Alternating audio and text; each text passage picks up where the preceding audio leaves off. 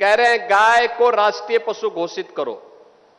अबे हमने कहा कि गौ हमारी माता है, जन्म जन्मांतर का नाता है।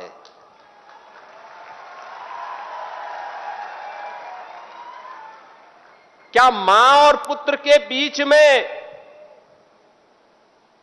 कुछ घोषित करने की आवश्यकता पड़ती है क्या?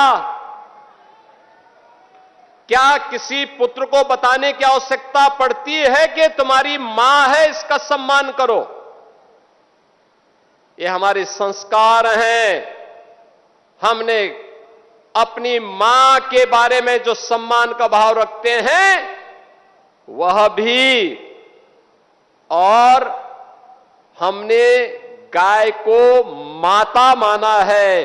तो गाय तो हमारे लिए माता है, वो पशु नहीं। पशु तुम्हारी बुद्धि है जो तुम हमारी गौ माता को पशु बोलते हो।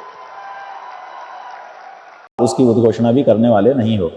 हम आपको बताना चाहते हैं कि एक माँ बेटा, उनका व्यक्तिगत जो भी संबंध हो, उस संबंध को भले उद्घोषणा की आवश्यकता ना हो, लेकिन जहां किसी वर्ग विशेष को किसी विशेष राज्य से किसी विशेष सुविधा की आवश्यकता होगी, किसी विशेष प्रोटोकॉल की आवश्यकता होगी, तो वहां उस राज्य को, उस वर्ग को उस रूप में उद्घोषित करना ही पड़ेगा।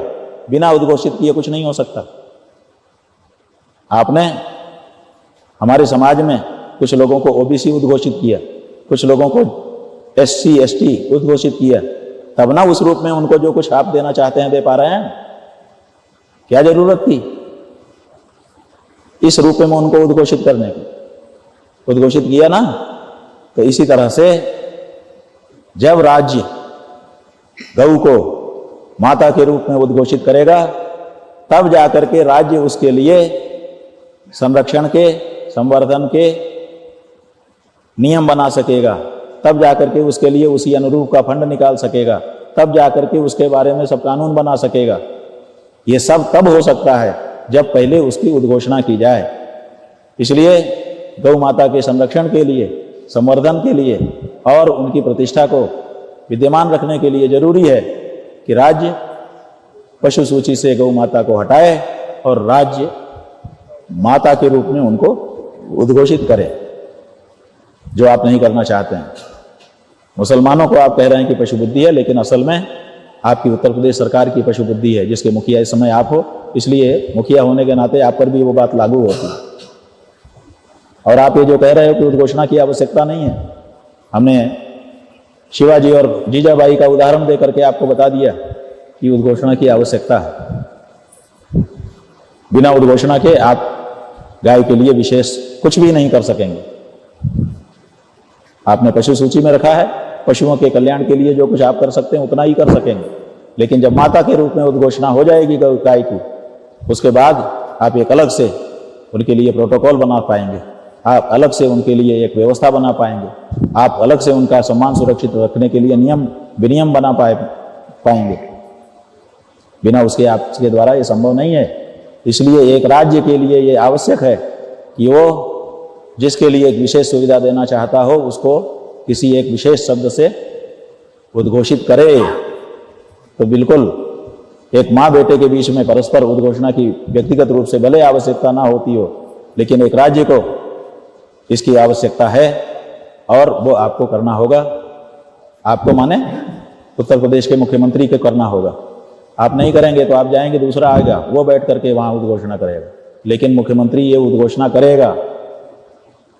लोग जाग चुके हैं देश के।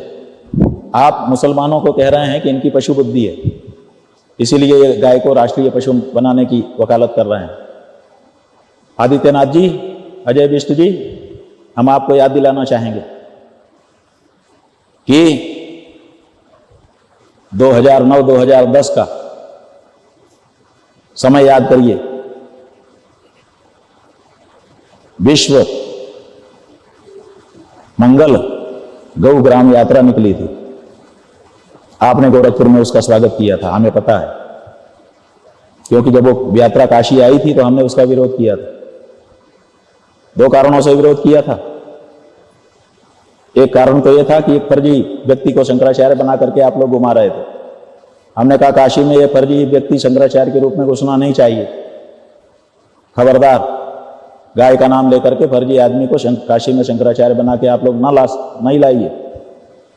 इसके लिए विरोध किया था। और दूसरा, हमने उस यात्रा का इसलिए भी विरोध किया था कि आप लोग गाय को राष्ट्रीय पशु बनाने की वकालत कर रहे थे। आप और आपका वो संस्थान, जिस संस्थान से इस समय आप प्राण पा रहे हो,